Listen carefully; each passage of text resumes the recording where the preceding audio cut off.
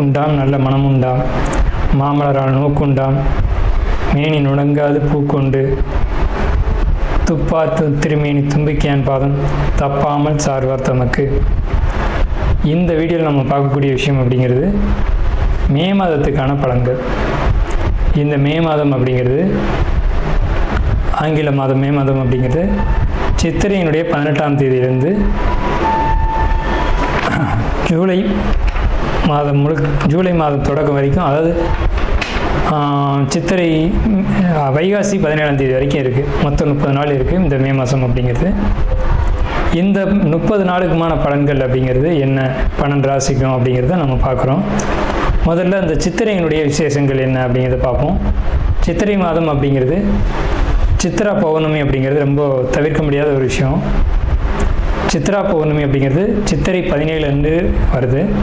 சித்திரை 17 அப்படின்னு எடுத்துக்கிட்டிங்கன்னா சித்திரை 18 வரைக்குமே பௌர்ணமி இருக்கும்.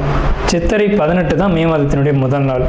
அப்போ இந்த மே மாதம் தொடங்கிறது சித்ரா பௌர்ணமியில் தான் தொடங்குது. ஸோ இந்த மே மாதம் மிகுந்த சிறப்பு வாய்ந்த மாதம் அப்படிங்கிறத நம்ம தெரிஞ்சுக்கணும். இந்த மாதத்தினுடைய கிரக நிலைகள் அப்படிங்கிறது ரொம்ப ரொம்ப ரொம்ப விசேஷமாக இருக்குது. என்ன விசேஷமாக இருக்குது அப்படின்னு கேட்டிங்கன்னா, மேஷத்தில் வழக்கம் போல் எல்லா சித்திரை மாதத்திலும் சூரியன் உச்சமாக தான் இருப்பார். ஆனால் இந்த வருடம் மட்டும் செவ்வாய் ஆட்சி பலம் கொண்டு அதே வீட்டில் இருக்கார். அதே மாதிரி ரிஷபத்தில் புதனும் சுக்கிரனும் 2 நட்பு கிரகங்களும் இணைஞ்சு ஒரு அற்புதமான ஒரு நிலையில், சிம்மத்தில் கேது, அடுத்த நிலையில் பார்த்திங்கன்னா மிதுனத்தில் குரு, அவர் இந்த மாதத்தில் கடகத்தை நோக்கி பயணிப்பார். அதே மாதிரி கும்பத்தில் ராகு, மீனத்தில் சனி. இந்த மாதிரியான விசேஷம் கொண்ட ஒரு கிரக அமைப்புகள் இந்த மே மாதத்தில் அமைஞ்சிருக்குது அப்படிங்கிறது 12 ராசிக்குமே ரொம்ப ரொம்ப ரொம்ப சிறப்பான பலன்களை கொடுக்க இருக்குது. என்ன அப்படின்னு கேட்டிங்கன்னா, 2 சுப கிரகங்கள் அதாவது ஒரு சுப ராசியில், ரிஷபம் அப்படின்றது விசேஷமான ராசி, அங்கே புதனும் சுக்கிரனும் இணைஞ்ச மாதிரி ஒரு மாதம் பிறக்குது அப்படின்னாலே அது விசேஷம்தான். சரி, என்ன மாதிரியான நல்ல பலன்கள் நடக்கும் அப்படிங்கிறத நம்ம பார்ப்போம். இந்த சித்ரா பௌர்ணமியினுடைய விசேஷங்கள் என்ன அப்படின்னு பார்த்தீங்கன்னா, சித்ரா பௌர்ணமி அன்னைக்கு தான் சித்திரகுப்தனுடைய வழிபாடு நடக்கும். சித்திரகுப்தன் அப்படிங்கிறது யாருன்னு கேட்டிங்கன்னா, யமனுடைய பிஏ, அதாவது அசிஸ்டண்ட். இவர் தான் பாவ புண்ணிய கர்மா கணக்குகளை கையில் வச்சக்கூடியவர். ஸோ இவரை வழிபடக்கூடிய நாள் தான் சித்ரா பௌர்ணமி. அது மட்டும் இல்லாது ஒவ்வொரு குடும்பத்திலையும் அந்த குடும்பத்தினுடைய கன்னி தெய்வங்களை வழிபாடு பண்ணக்கூடிய மாதம்தான் சித்ரா பௌர்ணமி. சித்ரா பௌர்ணமி என்று விசேஷமாக அவங்கவுங்க குடும்பத்தில் கன்னி தெய்வங்களை எடுத்து வழிபாடு பண்ணுவாங்க. நம்ம வேணால் கன்னி தெய்வங்களுடைய வழிபாடு எப்படி அப்படிங்கிறத ஒரு தனி வீடியோவை கூட கொடுப்போம். ஸோ கன்னி தெய்வ வழிபாடு அப்படிங்கிறது ரொம்ப விசேஷமானதும் கூட, முக்கியத்துவம் வாய்ந்ததும் கூட. இதில் சித்திரகுப்தனுடைய வழிபாடு ரொம்ப ஒரு அவசியமான விஷயம். அதே மாதிரி திருவண்ணாமலை கிரிவலம், அவரவருடைய குலதெய்வ வழிபாடு. இதில் ரொம்ப குறிப்பிட்டு பேசணும் அப்படின்னா அன்னதானம் கொடுக்கறது.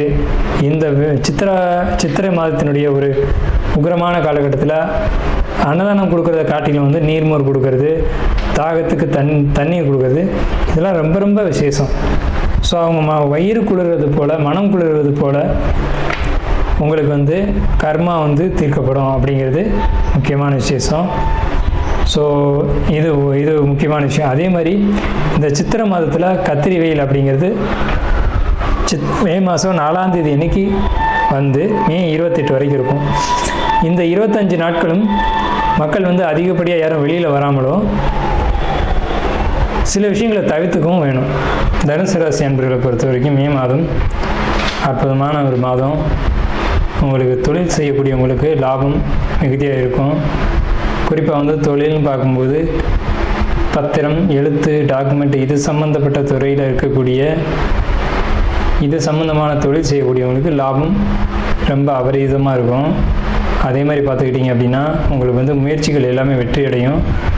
உங்களுடைய சிந்தனையில் ஒரு தெளிவு இருக்கும். எதை சிந்திச்சிங்க அப்படின்னாலும் அதில் ஒரு நுட்பத்தோடு தெளிவாக சிந்திப்பீங்க. ஆலய பயணங்கள் போயிட்டு வர்றது ரொம்ப ஒரு நல்ல விஷயமா இருக்கும். வண்டி வாகனங்களில் போகிறது பொறுத்த வரைக்கும் ரொம்ப கவனமாக இருக்கணும்.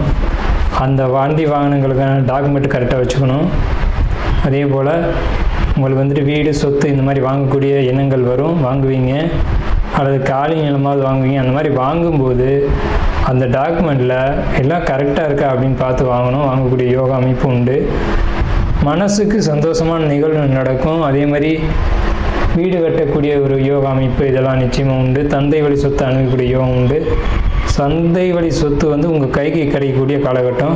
அப்படியே தந்தை வழி சொத்துக்கள் கிடைக்கக்கூடிய காலகட்டம். தந்தை வழி சொத்துக்கள் கிடைக்கிறதுல இது நாள் வரைக்கும் உங்களுக்கு சில சட்ட சிக்கல்கள் இருந்தது. இன்னும் உண்மைதான், அந்த சட்ட சிக்கல்கள் முடிவுக்கு வருது. ஸோ முடிவுக்கு வரக்கூடிய காலகட்டம் வந்தாச்சு. அந்த சொத்தை நீங்கள் அணுகக்கூடிய காலகட்டம் அப்படின்றது இந்த மே மாதம் தான். இவ்வளோ நாள் இருந்த பிரச்சனை எப்படி சார் மே மாதத்தில் சரியாகும்னா, மே மாதத்தில் நிச்சயமாக சரியாகும். ஸோ உடல் ரீதியான விஷயங்களில் நீங்கள் ரொம்ப எச்சரிக்கையாக இருக்கணும். உடலில் நரம்பு, ஸ்கின்னு, தோல் இந்த மாதிரியான விஷயங்களில் எச்சரிக்கையோடு இருக்கணும். முதுகெலும்பு, ஜவ்வு இந்த மாதிரி இடங்களையும் நீங்கள் எச்சரிக்கையாக இருக்கணும் அப்படிங்கிற ஒரு அமைப்பு உங்களுக்கு உண்டு. அதே மாதிரி அரசியல், அரசாங்கம், அரசியல் பிரபலங்களை பொறுத்த வரைக்கும் இந்த மே மாதத்தில் எச்சரிக்கைகள் தேவை. எல்லா பிரச்சனைக்குமான தீர்வு அப்படிங்கிறது ஆன்மீக ஈடுபாடு தான். பணம் சம்மந்தப்பட்ட விஷயங்களில் யாரையும் நம்ப வேணாம். ஆபரணங்களை பொறுத்த வரைக்கும் யாருக்கும் நம்பி நீங்கள் கொடுக்க வேணாம். அதே மாதிரி நீங்கள் கழுத்துலேயோ கையிலையோ அணிஞ்சிக்கிற நகைகளை பொறுத்த வரைக்கும் ரொம்ப எச்சரிக்கை தேவை. ஒரு சிலர் என்ன பண்ணுவாங்கன்னா, மோதிரங்கள்லாம் கையில் போட்டிருப்பாங்க. ஆனால் அது போட்டிருக்கணும் அப்படின்ற ஒரு ஆடம்பரத்துக்காக போட்டிருப்பாங்க. அந்த ஆபரணங்களுக்கும் இவங்களுக்கும் சம்மந்தமே இருக்காது, ஆனால் போட்டிருப்பாங்க. அந்த மாதிரிலாம் போடும்போது என்ன ஆகும்னா, இந்த டைமில் உருவிட்டு போயிடும். ஸோ அந்த மாதிரி இல்லாமல் கவனமாக இருக்கும்படியாக ஒரு நூல் சுற்றியோ டைட்டாக இருக்கும்படியோ நம்ம உடலில் அணிஞ்சிக்கிறது அப்படிங்கிறது ரொம்ப பெஸ்ட்டு. அப்புறம் போச்சு அப்படின்னு சொல்லக்கூடிய ஒரு சூழ்நிலைகள் வந்துடும். மாதத்தில் பனி சுமைகள் அதிகமாக இருக்கும். பனி சுமைகள் அதிகமாக இருந்தாலும் உடல் ஆரோக்கியத்தில் கவனம் செலுத்தணும். கடன் வாங்கி கடன் அடைக்கக்கூடிய காலகட்டம் தான் இது. முழுசும் கடன் அடையும் அப்படின்னு சொல்ல முடியாது. கடனை வாங்கி கடனை அடைச்சிட்டு நீங்கள் ஒரு ரிலீஃப்க்கு வாங்க. பின்பற்ற காலத்தில் இந்த கடன் சுமைகளுக்கான படிப்படியான முன்னேற்றங்கள் உங்கள் வாழ்க்கையில் ஏற்படும். நாம் இதுவரைக்கும் பார்த்த ராசி பலன்கள் எல்லாமே பொதுவான ராசி பலன்கள் தான், 12 ராசிக்குமே. அப்போது உங்களுடைய தனிப்பட்ட பிறப்பு ஜாதகம் அப்படிங்கிறது உங்கள் ஜாதகத்தில் தனிப்பட்ட பலன்களை கையில் வச்சுருக்கோம். உங்களுக்கு ஜோதிடம் சம்பந்தமான சந்தேகங்கள் இருந்தாலும் சரி, அல்லது ஜோதிடம் பார்க்கணும் அப்படின்ற எண்ணங்கள் இருந்தாலும் சரி, இல்லை ஜோதிடத்தில் சந்தேகம் இருக்குன்னு நீங்கள் நினச்சாலும் சரி, நம்ம நம்பர் கீழே ஸ்க்ரீனில் தெரியுது. அந்த நம்பருக்கு காண்டாக்ட் பண்ணி நீங்கள் எந்த நேரத்தில் வேணாலும் நம்மக்கிட்ட பேசலாம். இல்லை ஜாதகம் பார்க்கணும் அப்படின்னாலும் நீங்கள் அப்பாயின்மெண்ட் வாங்கிட்டு எப்போ வேணாலும் நம்மளை காண்டாக்ட் பண்ணி ஜாதகம் பார்த்துக்கலாம். நன்றியும் வாழ்த்துக்களும். வாழ்க வளமுடன்.